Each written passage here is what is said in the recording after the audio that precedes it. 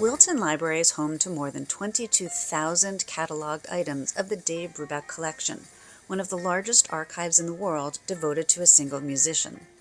The collection puts Wilton on par with only a handful of the most elite research and historical institutions internationally.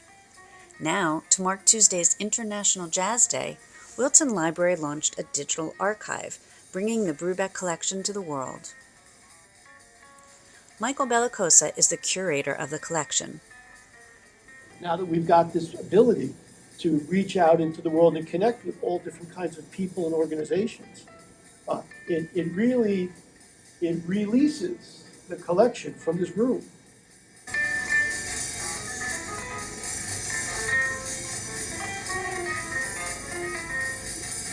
The peer group that we're in, if you look at jazz archives related to an individual performer musician, is Duke Ellington materials at the Smithsonian, Ella Fitzgerald materials at the Library of Congress, Benny Goodman materials at Yale, Louis Armstrong has an entire house and music center in Queens, and then there's us with the Brubeck collection.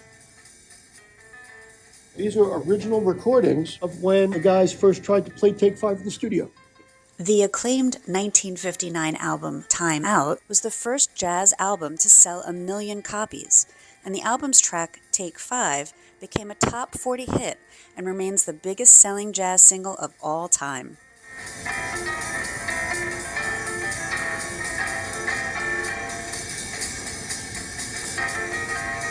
Brubeck's family decided the collection belonged in the town where the musical legend and his wife Iola called home, and where they raised their children.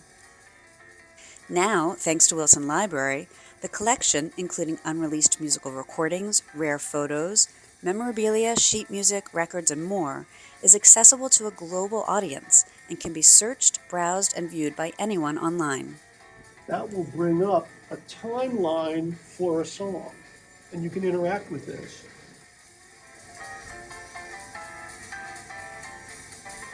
The collection also includes materials attesting to the important role Brubeck played in the civil rights movement and promoting racial equality. In later years, he refused to play anywhere audiences were segregated. One prized document in the collection is a letter from the University of Alabama's music department chair thanking Brubeck for helping him integrate a 1964 university concert despite threats from the Ku Klux Klan. Not only did that concert then go off without a hitch and everybody had a great time, but that all their concerts after that were integrated audiences. Wilton Library has taken extraordinary steps to allow anyone to take a groundbreaking, deeper dive into Brubeck's world, from curiosity seekers and fans to researchers, authors, and academics. We'll also offer online exhibits, which people can view the same way they would view an exhibit at a museum.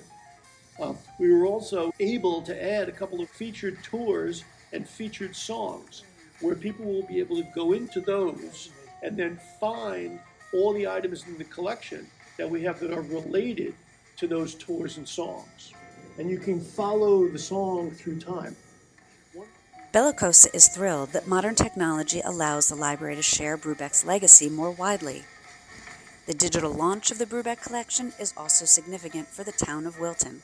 It totally raises the awareness and appreciation of people who live here, sometimes people who have lived here for a long time, that a great jazz legend was living only a few miles away from where we're sitting right now.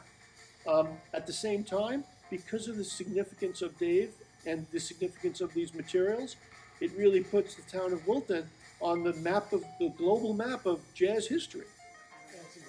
It truly is unique.